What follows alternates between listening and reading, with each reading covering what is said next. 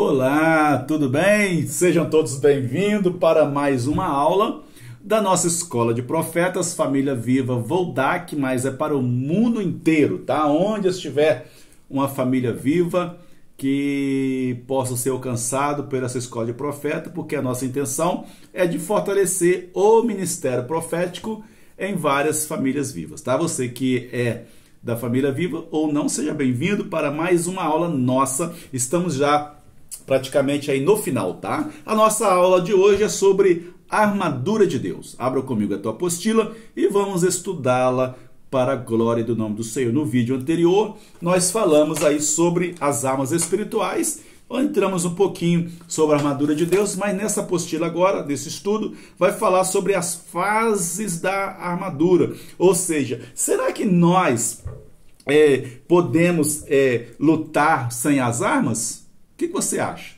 Será que as armas, elas são antigas ainda, elas servem para a atualidade? Será que nós, como os guerreiros, nós temos que estar preparados mesmo, ou a gente pode ir para a guerra de qualquer jeito? O que você acha? Você pode ir para a guerra sem a sua espada? Estou falando, hoje não usa mais espada, né? Mas hoje usa mais canhão, metralhadora, míssil, né? Tanque de guerra. Hoje as armas são assim, até armas agora nucleares, né? Ou telescópica que atinge o alvo, né? Não, mas a nossa batalha, ela é espiritual. A frase toda a armadura de Deus vem da passagem do Novo Testamento. Portanto, tomai toda a armadura de Deus. Então, você observar, Paulo, ele está em Efésios 6:10, fala que da armadura de Deus, é o nosso detalhe, né? Nosso estudo. No demais, meus irmãos, Efésios capítulo 6, versículo 10, tá? No demais, meus irmãos, fortalecei no Senhor e na força do seu poder.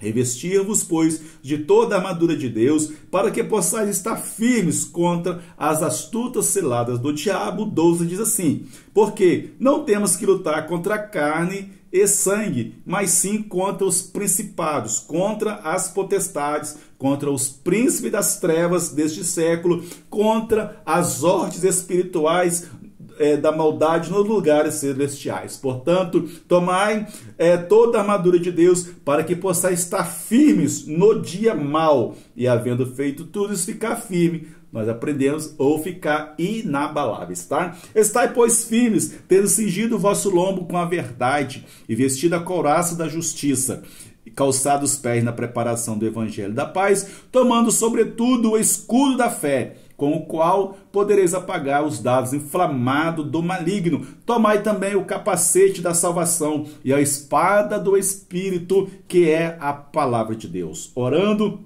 em todo o tempo, com toda oração e súplica no Espírito, vigiando nisso com toda perseverança e súplica por todos os santos, tá? O 19, por mim, Paulo pedindo oração por ele. Veja como é que é importante nós orarmos por aqueles que estão sobre nós, tá? E por mim, para que me seja dada, no abrir da minha boca, a palavra de confiança para fazer notório o ministério do Evangelho, pelo qual sou embaixador em cadeias, para que possa falar dele livremente, como convém me falar. Paulo pedindo oração por ele, isso é muito importante. A gente tem que orar pelos nossos líderes, orar pelos aqueles que estão sobre nós, pelos nossos pastores, tá? Decora aí, tá? Agora, a frase, tomando a armadura de Deus, na sua apostila, diz assim, vem da passagem do Novo Testamento. Portanto, tomai toda a armadura de Deus. Tomar é você pegar as armaduras de Deus, apoderar-se da armadura de Deus, tá? Para que possais resistir o dia mau, depois de teres vencido tudo, permanecer inabaláveis. Aqui está falando permanecer firme, que praticamente é a mesma coisa de permanecer inabalável. É o que nós aprendemos no assunto anterior sobre as armas espirituais, tá? Estais, pois, firme. Paulo fala para você estar firme, não se abalar com qualquer coisa, não deixar ser levado por qualquer tipo de doutrina de religiões vãs e pagãs que não levam você a ninguém, a lugar nenhum. Cingindo com a verdade e vestindo a couraça da justiça, calçai os pés com a preparação do evangelho da paz, embraçando sempre. Olha só, embraçando sempre. Se você sabe, o escudo tem uma argola atrás que antigos soldados, eles enfiavam o pulso ali e ficava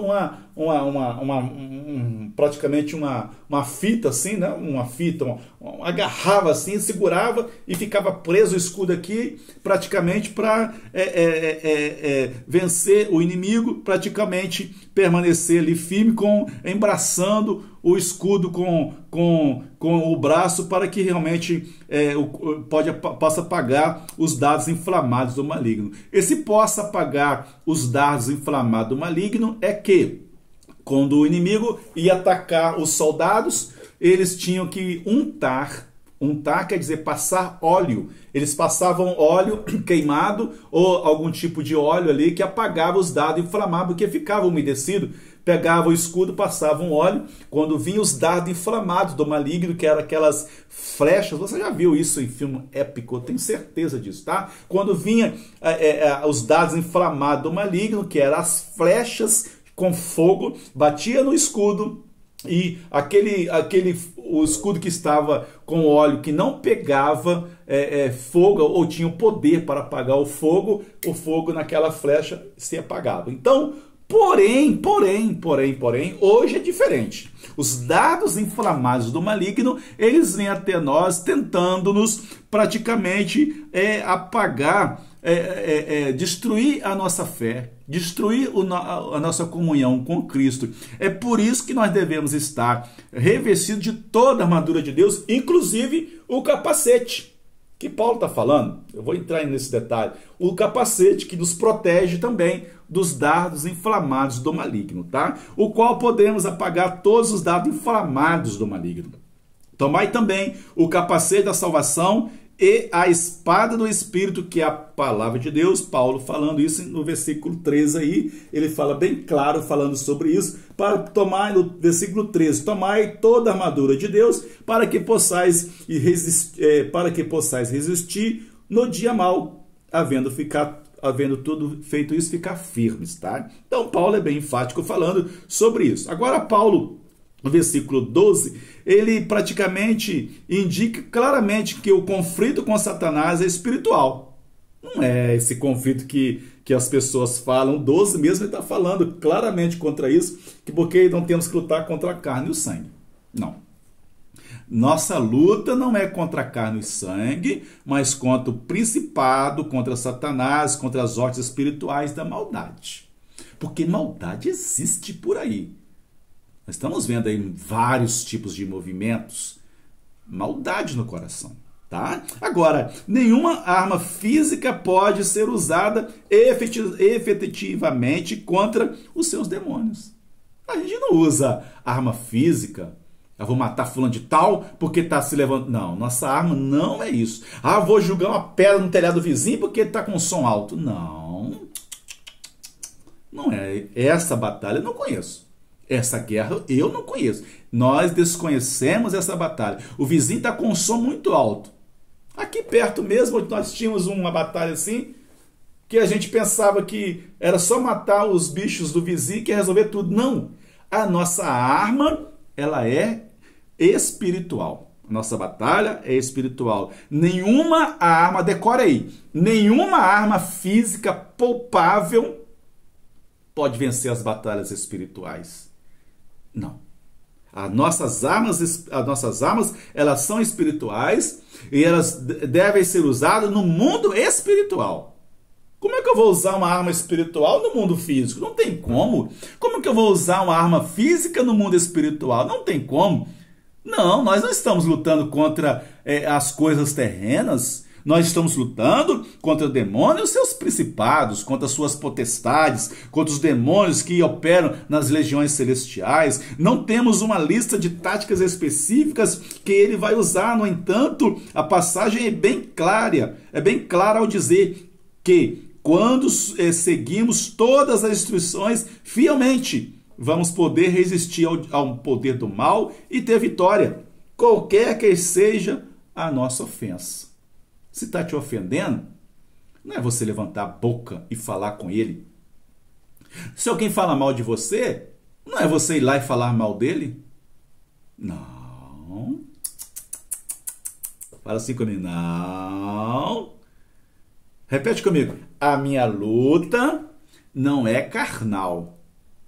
Vamos dar um exemplo dentro de casa. Por que eu falo família? Porque família são os lugares que nós mais enfrentamos batalhas. Na igreja, são os lugares que nós mais enfrentamos batalha. Se alguém está levantando com você na sua casa, não é você levantar a voz, não é você ficar calado, parado, não. A sua luta não é contra a carne, é contra pessoas. A sua luta ela é espiritual. Aí que nós vamos ter as vitórias, aí que nós vamos ter as bênçãos. Então, a batalha espiritual não é o confronto físico, não é o confronto TED a TED, não. A nossa luta, ela é espiritual. E nós só conseguimos vencer através da batalha espiritual. Se nós agirmos na carne, não haverá sucesso. A primeira parte da nossa armadura é a verdade. Versículo 14, Paulo está falando que primeiramente está cingindo os vossos lombos com a verdade. Verdade acima de tudo. Pode até me doer. Pode até fazer mal contra mim. Mas se eu não vou mentir. E não terei pacto com a mentira. Não aceito não minto. Não aceito a mentira, não faço pacto com a mentira, não tenho amizade nenhuma com a mentira. Por quê? Diz a Bíblia, a mentira é do diabo. E é mais claro ainda, a mentira é a filha do diabo. Então, se a mentira é do diabo, eu não tenho parte nenhuma com a mentira. Não, eu não tenho parte nenhuma com a mentira. Não. Aí cabe a mim, cabe a você, não fazermos parte com a mentira. Falar a verdade, senão, quando você entrar em batalha, em guerra, o inimigo vai se levantar contra você e falando que você é um mentiroso. Tá? Decepção é uma das primeiras coisas que Deus considera ser uma abominação. Então tá falando aí, tá? Isso é fácil, né? Olha só, a primeira parte da nossa armadura é a verdade. Isso é fácil de entender, já que Satanás é o pai da mentira. Se ele é o pai da mentira, aí o quê? Ele é o pai da mentira, tá? João 8:44, tá? Decepção é uma das primeiras coisas que Deus considera ser uma abominação, tá? Uma língua mentirosa, olha aí, é uma coisa que o Senhor aborrece. Não podemos falar mentira. Falar a verdade, mesmo que a verdade nos custe algo. Falar a verdade, mesmo que nós venhamos a perder. Perder o quê? É melhor perder o ministério do que falar mentira. Decore. Dói, não dói? Mas é verdade, é isso. Eu não posso permanecer na mentira. A mentira dizem que tem perna curta. Não é melhor sofrer o dano para arrancar de uma vez esta mentira, este mal que está nos amordaçando? É muito melhor falar a verdade acima de tudo. Olha o que está falando. Deus considera ser uma abominação uma língua mentirosa. A língua mentirosa é abominável aos olhos de Deus, tá? É uma das coisas que o Senhor aborrece, Provérbios 6, versículo 16 e 17, que ele aborrece a palavra mentirosa. Ele diz claramente que nenhum mentiroso vai entrar no céu, Apocalipse 22, capítulo 14, versículo 15. Somos então exortados a usar a verdade para a nossa própria santificação e libertação, e para o bem daqueles a quem somos testemunhas. Aí que entra um segredo poderoso. Se eu sou de Jesus, eu falo a verdade. Como que nós vamos ser ministradores da palavra de Deus? Libertadores. Porque, na verdade, Deus nos chamou para nós sermos libertadores. Deus me chamou e chamou eu e você para nós sermos libertadores. Libertar as pessoas que estão encarceradas, oprimidas. Libertar agora. Como que eu vou libertar alguém se eu estou falando mentira? Se eu estou debaixo de mentira? Ah, não posso. Eu tenho que falar a verdade. Aí eu entro, falo comigo com você. Você fala a verdade? Tem que falar a verdade acima de tudo. Se perguntar para você algo, você vai esconder? Vai falar mentira? Só para te aliviar? Ah, não faz isso não. A verdade, ela é uma das armas poderosas contra o engano do inferno. Ele diz claramente que nenhum mentiroso vai entrar no céu. Aí já entra o quê? A vida eterna, a salvação, a alegria, a paz. Nós somos exortados todos os dias a usar a verdade. Faz parte da nossa santificação e libertação para o bem daqueles a quem somos testemunhas. Nós somos testemunhas. A gente tem que falar a verdade, andar na verdade, ser verdadeiro.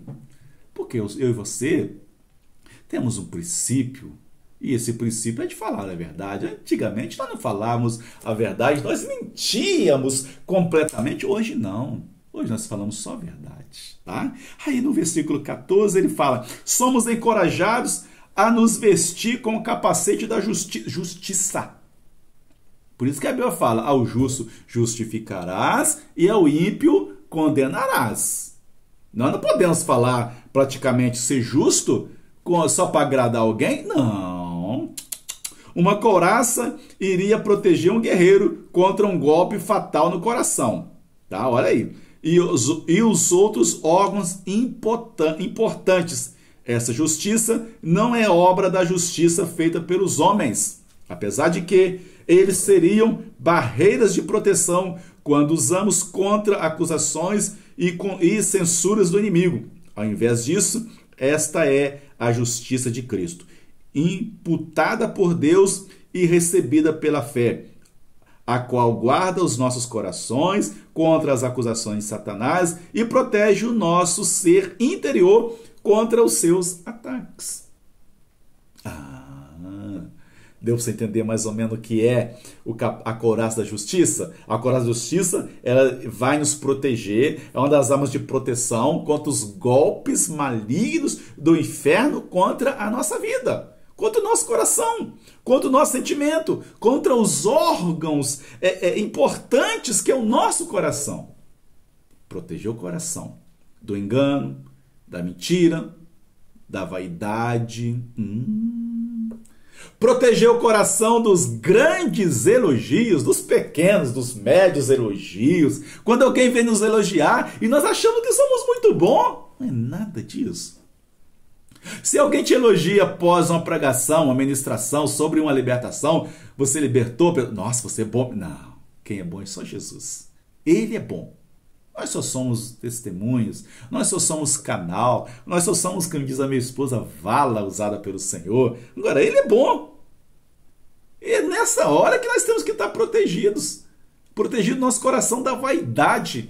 Protegido nosso coração da mentira, do engano, da sedução, da prostituição, do olhar. Quando fala de olhar, eu lembro de Davi, que olhou para Betseba, desejou no seu coração. Ele foi e prostituiu com ela. Sabe o que é isso? Não vigiou os seus sentimentos. Então, nós temos que estar protegidos contra os ataques do inferno.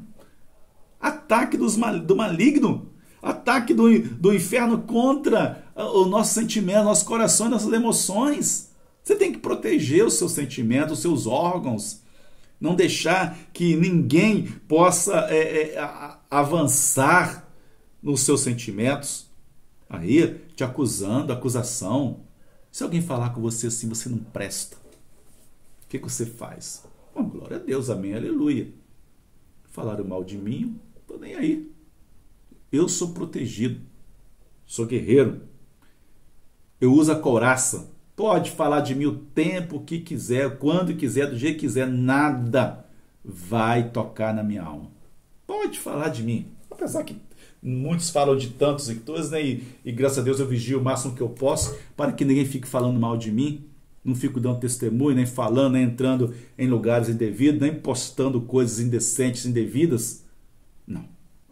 Aí é a couraça da justiça. Deus é justo. Estou protegido. Estou guardado. Por quê? Se a gente dá alguma brecha, o inimigo entra. Se a gente posta alguma coisa indevida, o inimigo entra. Ele acha espaço. Aí nos ofende. Nos maltrata. Aí que eu preciso da proteção do Senhor, da couraça. Porque se eu estou usando a justiça de Deus, falando e vivendo a poderosa palavra de Deus, o inimigo pode falar o que ele quiser, eu estou guardado e protegido. Mas para que haja esta proteção, eu tenho que estar com a couraça, fazendo as coisas certas, sendo justo. Aí o versículo 15, ele fala, calçado os pés na preparação da paz, tá? Calçado... fala da preparação dos pés para o conflito espiritual. O soldado moderno, assim como o guerreiro da antiguidade, precisa prestar bastante atenção aos seus pés. Prestar atenção aos seus pés. Olha. Às vezes o inimigo da antiguidade colocava obstáculo perigoso no caminho do soldado, que estavam avançado. Isto é bem parecido com os campos minados de hoje. Preparar, quando você vê o quartel... Aí tinha que passar por alguns lugares bem perigosos, meio de espinhos. E no outro dia que a gente vinha que tinha espinhos no sapato, no coturno. A gente tem que estar preparado onde que nós vamos pisar, nos campos minados do inferno. Às vezes o inimigo da antiguidade colocava obstáculos, minas perigosas, pregos, para nos ofender. E sem pensar que as doenças também podem danificar os seus pés de um soldado. Ou seja, você está despreparado. Você pisou num prego, você quer o que mais? Você está despreparado. Você torceu o pé, porque o sapato protege o pé também para não torcer. Eu sei disso, porque você viu o quartel. Aquele que levanta, né? Mais alto, aqui dá proteção poderosa. Pode pisar, eu mesmo já pisei com o pé torto, não aconteceu nada, porque protege. Aí que entra a proteção divina sobre os nossos pés. Às vezes o inimigo da antiguidade colocava obstáculo perigoso no caminho do soldado, que estavam avançados. Isto é, e as cobras? Quando você tá no mato, as cobras podem vir te morder no coturno, que não dá perigoso nenhum. Assim também as batalhas espirituais, gente. Nós somos enviados ao meio de cobras, serpentes, escorpiões, porque nós somos de batalha. E eu sei que você está entendendo tudo isso, tá? Agora, doenças também podem danificar os pés de um soldado. Se não tem os seus pés protegidos. Se não tiver os seus pés protegidos, pode ter doença, tá? A ideia de ter o evangelho da paz como calçado sugere que precisamos, para poder avançar no território de Satanás, precisamos da mensagem da graça, a qual é tão acessível para ganhar almas para Cristo. Satanás tem colocado muitos obstáculos no caminho da preparação do evangelho. Vou dizer uma coisa para você. Como é que é importante a preparação do evangelho da paz? Decore, anote esse segredo. Nós não evangelizamos mais como evangelizávamos. Sabe por quê? Há muitos anos, eles estão tentando acabar com 2 ministérios. 2 aqui, senão fica 4. 2 ministérios. O primeiro ministério que eles estão tentando acabar, ou já acabaram, ou desde a antiguidade, desde o tempo lá dos profetas, matar os profetas. O segundo ministério que eles estão tentando matar é o do evangelismo. Nós já não evangelizamos mais como nós evangelizamos. Não sei você. A igreja em si já não evangeliza mais como evangeliza. E hoje é um dia muito especial para mim, sabe o quê? O nosso ministério de evangelismo, nosso não, do Senhor, ministério de evangelismo, dentro do ministério profético.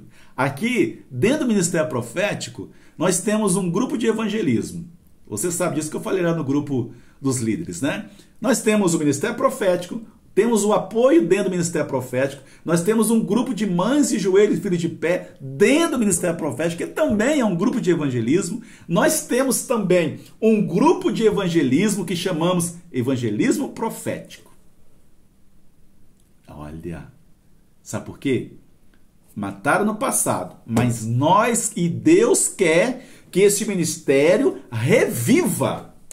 Ele quer acordar os profetas novamente e acordar os evangelistas. Cadê a preparação? A gente tem que preparar o ministério profético e preparar os evangelistas dentro da igreja para ganhar vidas. Como que nós vamos libertar se não tem vidas? Como que nós vamos expulsar demônios? Se todos já foram expulsos, tem que ter mais vidas, trazer mais vidas. E o ministério de apoio, o ministério profético que é evangelismo, eu tento colocar isso na cabeça deles. O apoio ao ministério profético, que você já sabe lá no grupo dos líderes que nós falamos, as mães de joelho e filho de pé, que também é um grupo de evangelistas, e o grupo de evangelismo, porque hoje também eles estão evangelizando. Aí a gente tem que nos preparar. E se nós não evangelizarmos, nós podemos sofrer, padecer. As doenças podem entrar pelos pés. Então, por isso que é bom você levantar um ministério de evangelismo dentro da sua igreja. Inclusive, o bispo José Elias já falou com os pastores. Eu não sei se tem pastor, tem alguns pastores aí sim. Até o bispo José Elias já falou. É necessário termos nas igrejas o máximo de ministérios possíveis. Agora, tem igreja que você pergunta, tem ministério profético? Não. Tem ministério de evangelismo? Não. Tem ministério? Não tem. Gente, é ordem da direção da igreja, é mandamento, é estatuto. Todas as igrejas, família viva, tem que ter o máximo de ministério, porque faz parte do crescimento. Não tem o ministério de consolidação? E a preparação do evangelho da paz? Não tem o de visitação? Tem que ter esses ministérios. Tem que ir criando os ministérios para o grande crescimento, que é a preparação do evangelho da paz. Tá? Aí ele fala mais, se precisamos da mensagem da graça, pregar, a gente tem que pregar. Evangelizar, pregar, né? É o essencial para ganharmos vidas. Como é que nós vamos ganhar se não evangelizarmos? Satanás tem colocado muitos obstáculos no caminho da preparação do evangelho, igual eu falei. O Satanás está colocando matar os profetas. Até nós mesmos já não profetizamos mais como profetizávamos. Nós não evangelizamos mais como evangelizávamos. Faz um teste com você. Você evangeliza hoje como você evangelizava quando você aceitou Jesus? Porque eu não. Eu não. Até meus amigos não tem mais amigo que não são crente. Aí a gente vai nos acomodando. Mas não é assim que a Bíblia ensina. Eu fui no meu trabalho ontem, né? Foi ontem, dia 30, né? Eu fui. Hoje é dia 30, foi 29 ontem eu fui atender uma pessoa. Essa pessoa, ele estava com problema de enfermidade. Eu só fiz negócio com ele. No finalzinho eu falei assim, posso orar para o senhor? Ele falou, pode, sou católico. Isso não tem problema. O Deus que nós servimos, ele é um Deus único. Aí ele falou assim, amém. E eu orei por ele. Eu despertei dentro de mim 2 ministérios. Do evangelismo e do profético. Repete comigo assim. Eu tenho, repete mesmo, repete com força. Eu tenho que despertar dentro de mim o ministério profético e o ministério de evangelismo. Repete. Eu tenho que despertar dentro de mim o ministério profético e o ministério de evangelismo. Mais uma vez, para ficar bem cravada a sua mente. Eu tenho que despertar dentro de mim o ministério profético e o ministério de evangelismo. Isso é forte, tá? Agora, o escudo da fé, o qual podeis apagar os dados inflamados, refere-se tomar ineficaz o ataque de Satanás de plantar dúvidas. Você tem dúvida? Ah, meu Deus. Em relação à fidelidade de Deus e a sua palavra, nossa fé, a qual Cristo é o autor e consumador. Hebreus 12, 2. depois 12, 2, depois você lê lá. É como um escudo de ouro, precioso, sólido e importante. Esse escudo é como um escudo de guerreiro forte, pelo qual as coisas importantes são alcançadas, pelo qual um crente não só repele, mas também conquista o inimigo. Isso é muito forte, tá?